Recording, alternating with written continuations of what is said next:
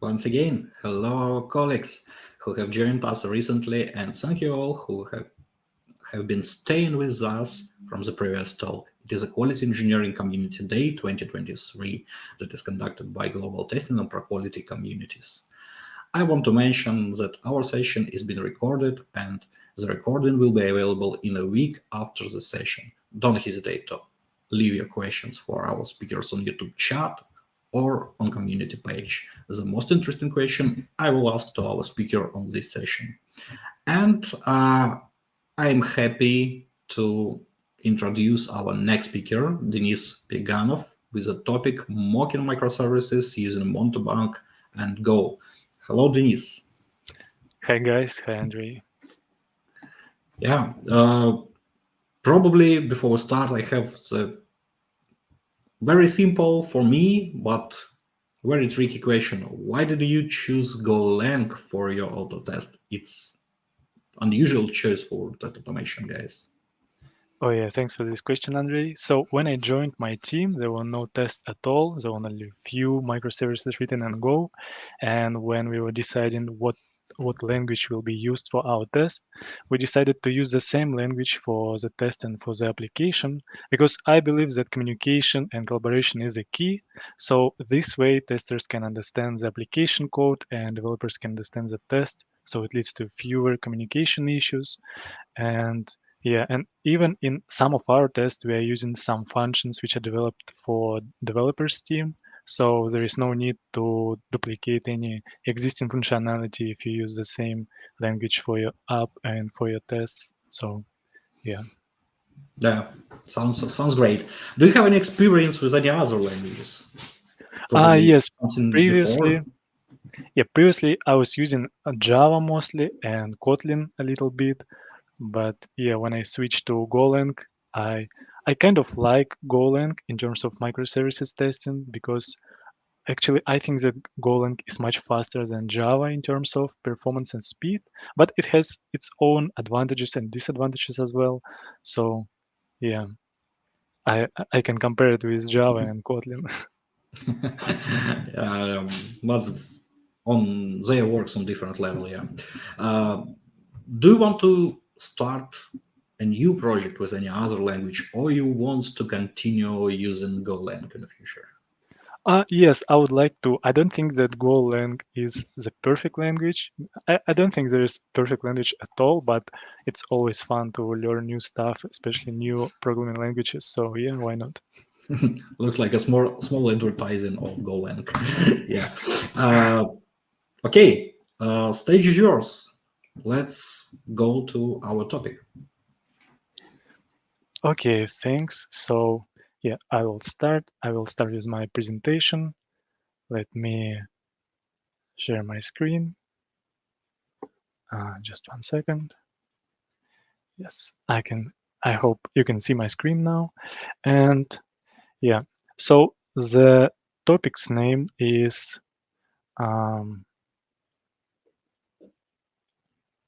So mocking microservices using Mountebank and Go, but this presentation won't be useful only for people who are using Go and testing microservices because I will mostly talk about Mountebank. So, and yeah, Mountebank is compatible with many other programming languages. So yeah, so let's take a look at Mountebank. Yeah, this is me, Denis, and as already Andrei introduced myself. So let's switch this slide. Okay, so my presentation will basically contain two parts. The first part is some kind of theoretical stuff. So I will cover such questions like why Mountebank, why we decided to use Mountebank, its advantages, and it's will compare Mountebank with some other mocking tools. And the second part will be kind of fun part because I will show you the Mountebank in action because I've prepared some simple series which will be testing and this series will be communicating with Mountebank. Okay, so what is Mountebank? Mountebank is a runtime configurable standalone mocking tool, and it works the way like it sits in the middle between your test which you would like to test, between your service which you would like to test and some external service which you don't want to collaborate with during your test. So Mountebank just catches and collects the outgoing requests which are dedicated to external services. And later you can just retrieve this request from Mountebank and validate it in any way you like it. So why Mountebank? As I said, when I joined my team, there were no mocking tool at all. There were no tests actually at all. So I started with validation outgoing data using Elastic, but this approach was not the best because it's not stable and it is kind of expensive way for our AWS account. Yeah, our microservices are running in AWS, so you have to pay for your services. So therefore, our team started to deciding what tool could be used for isolation our microservices. So basically, we were deciding between two tools. This is Mountebank and WireMock. Both of these tools are great. But also for this comparison, I've included Makita and Wikemock here. But Makita is Java-based mocking framework and it's not designed to work with Golang. The same as Wikemock because Wikemock is not intended to be used with Golang. And also Wikemock is kind of new tool, so it doesn't have that big community and I think it would be not easy to find any solution to your problem. So, okay, Mountebank and WireMock, both of these tools are great, as I said. It's both standalone, it has dynamic responses. Both of these tools are Golang compatible. But after all, I found out that Mountebank has a bit larger community, so I think it's much easier to find support or solution to your problems. And Mountebank's web interface is slightly more user friendly and intuitive with in comparison of WireMock's Java-based approach. So yeah, so this is why we choose Mountebank for our microservices testing. Okay, before we switch to the demo, let me cover some more theoretical stuff here. So our demo goal will be to test some simple service which I've prepared just for this presentation actually. So this service accepts some data. Actually, it's JSON data. It transforms some values inside this data, and then it sends it to some external service. But our goal is to catch this data which is dedicated to some external service and collect it somewhere. So this thing will be done by Mountebank, and then we can just retrieve this data from Mountebank and do any validation. So yeah, we will achieve that goal by basically by just one thing. So we will replace the endpoint of external service to the Mountebank's endpoint inside our service under test. So our service will be pointing to Mountebank. And our demo will consist of actually 4 steps. The first step is to launch Mountebank, but it's very simple. It's actually just one command in your console, and here you go, you have your Mountebank running. Then we'll launch our simple service, which transforms some data and sends this data to external services. Then we will run one test, and then we will observe the results in Mountebank. Okay, so first of all, let's run our Mountebank. As I said, it's very simple. So basically what I will do, I will just type MB, which stands for Mountebank, in my console. And yeah, we can see that our Mountebank is running on localhost with the port number 2525. So let's see. I will just, actually, I already prepared for this presentation. So I already inserted this address in my browser. Okay, so right now we can see that we have this Mountebank's landing page here. Let's observe it a little bit before we proceed. So it has some theoretical stuff here, and this kind uh, of picture explaining how Mountebank works. And here is one important thing to understand, that Mountebanks operates around imposters and stubs. So imposter is your virtual service that simulates some real service. So each imposter can have multiple endpoints. And stubs are predefined behaviors to simulate response from your virtual service. So each endpoint has its own stub. So imagine of it like you have some virtual service, which is imposter, and most likely your virtual service has multiple endpoints and it behaves different for each endpoint. So each imposter have multiple stubs, and each stub describes how your imposter will act when it will receive anything. But I hope it doesn't get too complicated for now, because I will show you some examples and I think it will be more easier just in a few minutes. So let's proceed with this landing page. It has some jokes here actually, because the guys who developed Mountebank has some good sense of humor. So let's skip this for now, and it has some advantages explanation. Actually, I don't think we should cover these advantages right now, because I've prepared different slide of my presentation about advantages. So let's skip it for now.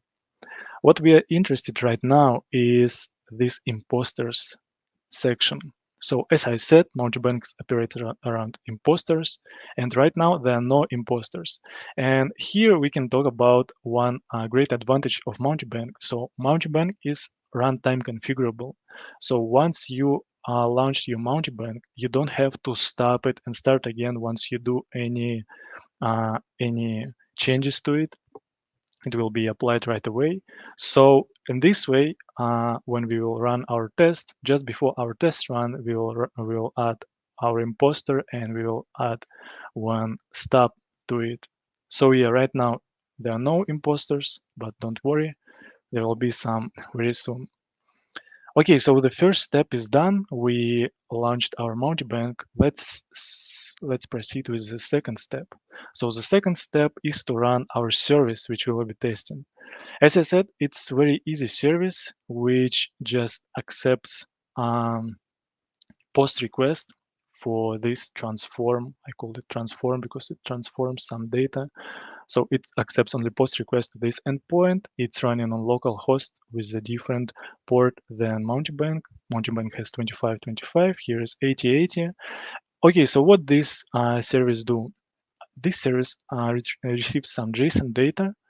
It transforms some values of this JSON data. So JSON data has two keys, and each key will have updated value.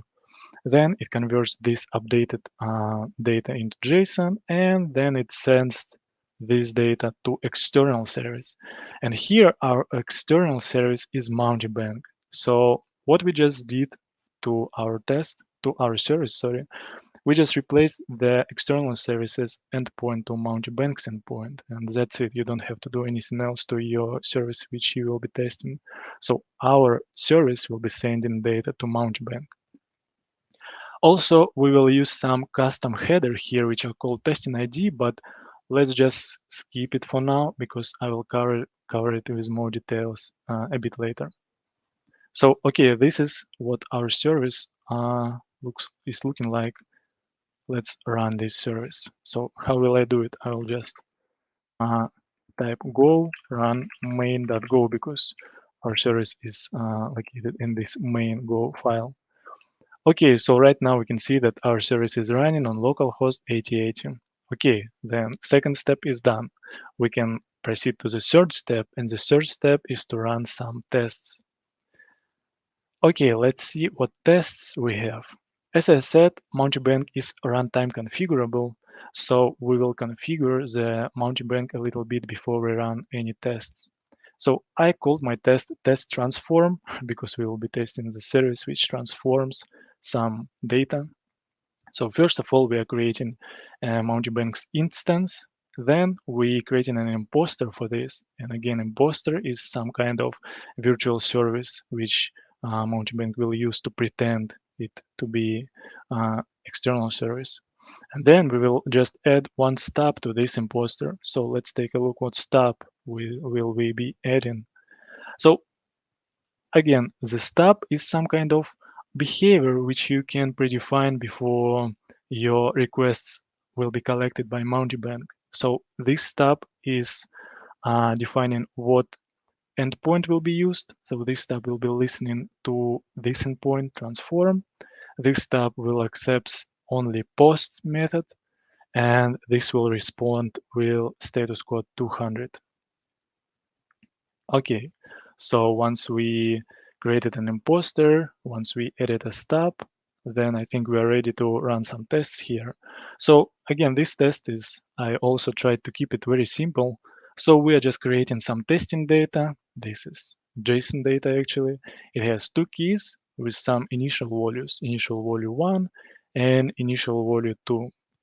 Then we are preparing a request to send it to transform service, and transform service is nothing but our local service. So we are creating a post request here, and we are adding a custom header, which I call testing ID with the value 1001. So let me share some more details on this custom header. There would be some situation if you are using Mountebank that your Mountebank will contain thousands of received requests. So in this case, it will be kind of a difficult task for you to retrieve some particular request from Mountebank. So here is when you can use some custom headers. So inside this custom header, you can add any unique value, and then later it will be much easier for you to retrieve some requests from Mountebank. So yeah, once we added this unique header, sorry, we are sending this request to our local service. Then we are printing some information into our logs. Okay, so right after we send this request to our local service, we are retrieving all of the requests from Mountebank. We are looping through these requests, and then we are finding our particular request, which has this custom headers value, which is testing ID header with value 1001. Okay, so let's see and let's run our test. Go test. Okay, let's see. First of all, we send our payload, we send our data into our local service. This data is just JSON file with two keys, key 1 initial value 1 and key 2 initial value 2. And right after that, we retrieved the request from Mountebank, and this request is actually transformed, so it now has the same two keys, but its values are transformed. So right now it's transformed value 1 and transform value 2. But this is not enough, so let's navigate to Mountebank once again. And what I will just refresh this page. If you remember, we didn't have any imposters before we run our tests. So I'm refreshing the page, and yeah, magic happens. We have one imposter here. Let's open this imposter and take a closer look. Okay, so this imposter right now have one received request. And as we can see, it has this custom header, which I call testing ID with this value 1001.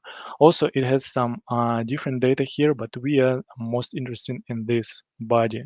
So the body is a request which Mountebank received.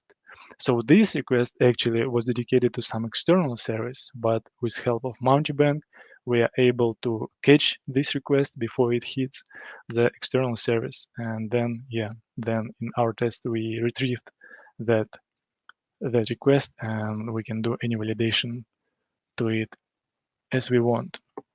Okay, what else? Our imposter also has stubs. As I already explained to you, stub is some kind of thing which describes the the behavior of your virtual service. So this stub is nothing but the stub which we added before our test run. So let's just uh, do a quick comparison. This is the stub which we added: method post pass transform response status code 200. This is the same here. And again, your imposter may contain multiple stubs because most likely your servers will be having many endpoints. So the same way in Mountebank, you can add as many stubs as you want to your imposter. So yeah, this is how Mountebank looks in action. But right now, uh, let me switch back to my presentation. But of course, yeah, this Mountebank is not limited to the things which I just showed you, because Mountebank is not just a tool. This is some kind of platform. So there's some many more ways which you can do to enhance your virtual service, to enhance your imposters and stubs. So let's start. First of all, not first of all, but also Mountebank has dynamic responses. So dynamic response may include current date and time or generate some unique identifier for each request. And this help you to test your services under different conditions. Also, Mountebank supports templating. That means is when you inject some variables into your responses based on your request. Then Mountebank can serve as a proxy. So it's when it will be forward some request to a real service. And this proxying feature works just perfect with conditionals feature. So conditional, you can add some conditional logic actually to define specific behavior based on the request or response. So therefore, let's imagine a situation that Mountebank can decide like, okay, this request I will be collecting and later it will be retrieved and validated, and that request I won't do anything with that request, and I will navigate it directly to some external services. So yeah, it could be somewhere in the middle between your service under test and external services. And the last but not least is dynamic ports. So this can be useful if you need to run multiple instances of Mountebank on the same machine. And also, I found this funny picture on the internet, and I think it's just great option to conclude my presentation, because most likely you guys still have a question like, but what is Mountebank? Why it is Mounty? Why there is bank in its name? So there are some other words for mountebank, which is charlatan, cheater, imposter, pretender. So mountebank does nothing but pretends to be something else. And in terms of testing, mountebank pretends to be some external service. So yeah, and actually that's it from my side. I really hope that this presentation helped you to understand mountebank a little more. Little better. So if you guys have any questions, I will be more than happy to answer them right now. Okay. Thank you very much, Denis. And I see some questions from our auditory, uh, but probably they all like it's around tools that you present us today. Does Montebank make any validation of requests? Uh, Thanks, but actually, no, Mountebank doesn't do any validation. Mountebank only collects the data, and later you can retrieve this data and validate it in the way you like it. So in my situation, in my team, as I said, we're using Go language. Go language has great assertion library, which is called Go Mega, and I think that's more than enough to make any validations which with your request. And actually, I believe that each programming language has its own um, validations libraries. So yeah, so Mountebank just collects the data. It doesn't do any validation. Okay, thank you. You also mentioned that Mountebank is a standalone tool. So where you run your Mountebank instance? Yeah, so as I mentioned, our microservices are running in AWS. So we have Mountebank in AWS as well. So our Mountebank is running in Docker container in ECS. This is basically a Docker managed by AWS service. But there is one more option is to run your Mountebank in EC2, but we didn't consider this option because ECS is some kind of default option for Docker in AWS. So yeah, it's running in ECS on AWS. Yeah, what is the general limitation of your infrastructure because you are using AWS? Yeah, as I think. Yeah, Yeah, so as I correctly understand, you can run it on any virtual instances in any cloud. yeah. Actually, you can run it anywhere you like, but in my situation, we decided to keep everything on AWS, so therefore we started our Mountebank instance on Mhm. AWS. Okay. And the last question that I see: do you have any limitations of response and request using Mountebank? Actually, Mountebank doesn't have any limitation of the quantity of received requests, but I found out that when Mountebank has more than 1,000, maybe not was 1,000, maybe when Mountebank has more than 500 of received requests, it becomes to work slowly. But this is not an issue actually because, as I said, Mountebank is runtime configurable. So we asked our developers to create some simple tool which just clears the data of Mountebank each night actually. But if you feel like Mountebank has already too many requests here, so you can just clear them by pressing few buttons. So yeah, you don't have to stop it and start it later. So yeah, it's very easy to clear the Mountebank. But yeah, it doesn't have any limitation. But I think it doesn't mean that you have to you don't have to clear the Mountebank because it will grow infinitely this way, which is not good, I think. Okay. Thank you very much, Denis, for your talk, for your presentation and demo of such unusual tool with this unusual stack. Uh, yeah. Yeah, So thanks guys, and thank Andrei. Thank you for your time. And if you have any more question, if some many more question will come into your mind later, you can send me a mail, and I will be more than happy to answer. So thanks, guys. yeah, small